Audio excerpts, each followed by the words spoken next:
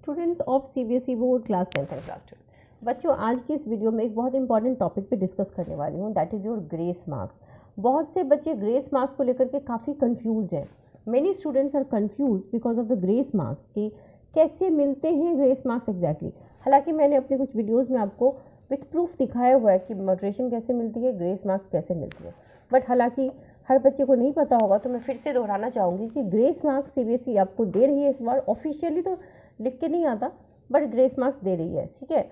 Moderation is officially allowed. Moderation के तहत क्या होगा ना कि हर सब्जेक्ट में आपके नंबर, जिस सब्जेक्ट में सीबीएसई का सेट डिफ़िकल्ट था, वहाँ पर मॉडरेशन के तहत उसको स्टैंडर्डाइज कर दिया जाएगा, नॉर्मलाइज कर दिया जाएगा और सबके मार्क्स बढ़ेंगे।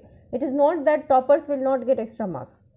यहाँ पर मॉडरेशन के तहत everybody will be benefited, correct.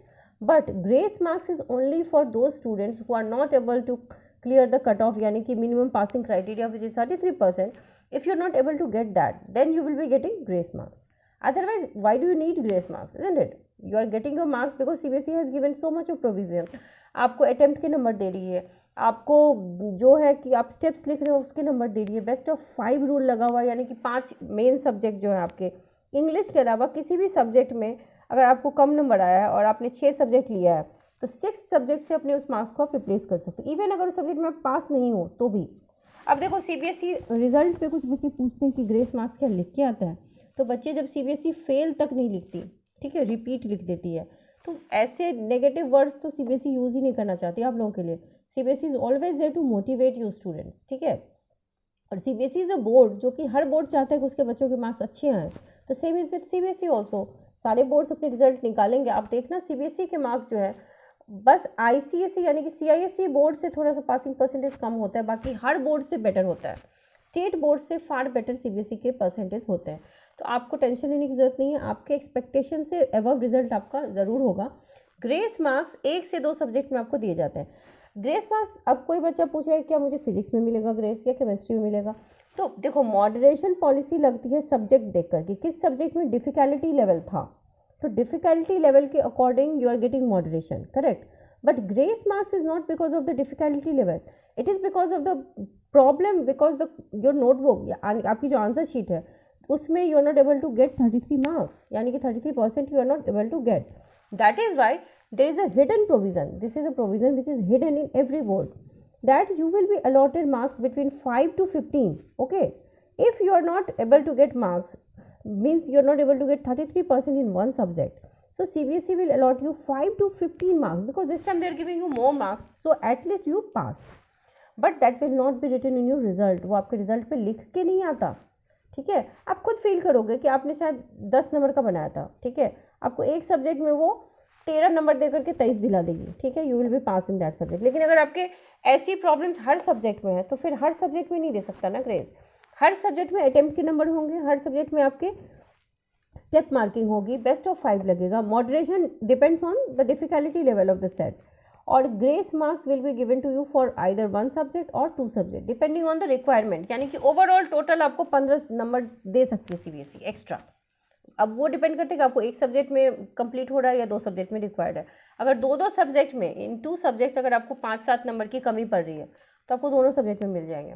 लेकिन अगर एक ही सब्जेक्ट में आपने कंज्यूम कर लिया 15 मार्क्स, तो फिर दूसरे सब्जेक्ट में फिर नहीं देंगे। That is the exact rule कि ग्रेस मार्क्स का ये होता है कि 15 नंबर लिबरली दे सकते हैं मैक्सिमम, ठीक है, but that is not written on your result sheet. आपके स्कोर कार्ड पे वो लिख करके बिल्कुल भी नहीं आता, so you don't have to bother, you will feel it. आप उसको खुद फील करोगे कि अरे मैंने सोचा था कि शायद इसमें 5 नंबर आएंगे, लेकिन मेरे तो पास हो गए। अब आप ये कहते हो कि कोई बच्चा फिर फेल क्यों होता है, तो अगर आपने कुछ भी नहीं लिखा है ना, तो ग्रेस मार्क्स तो आपको एक ही सब्जेक्ट में मिल सकता है, फिर दूसरे में तो आप फेल हो जाओगे ना। If some student has not prepared at all for the exam, तो फिर उसे तो हर सब्जेक्ट में ग्रेस की नीड है। तो मान लो अटेम्प्ट दे दिया, स्टेप मार्किंग कर दी, फिर भी वो नहीं ला पाया, मान लो कि ग्रेस ही है, 15 नंबर से ज़्यादा तो नहीं देते ना, फिर भी अगर आपने 1 नंबर का लिखा है, 2 नंबर का लिखा है, या कॉपी खाली छोड़ी है, तो क्या ग्रेस के बावजूद आप पास हो पाओगे? नहीं हो पाओगे। तो वो वही बच्चे होते हैं जिन्होंने कॉपीज़ खाली छोड़ी है, कोई एफर्ट नहीं लिया है, and in that case justified है ना कि you should not pass in that subject.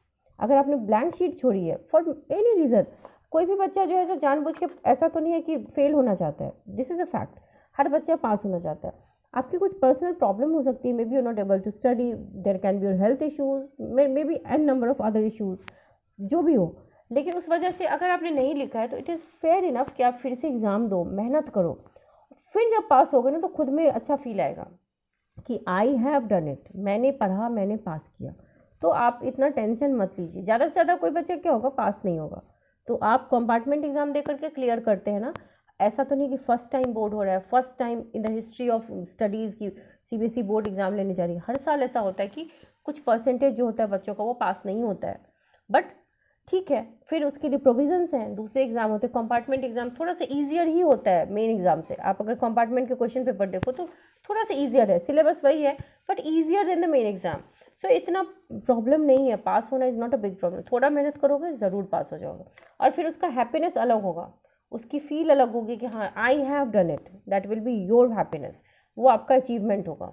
So wish you all the very best. This is the information regarding grace marks. अगर फिर भी आपके कोई डाउट्स हो तो please let me know, I would like to clear it in the next video. So wish you all the very best. अगर आपको videos पसंद आते हैं तो लाइक शेयर सब्सक्राइब कर दीजिएगा।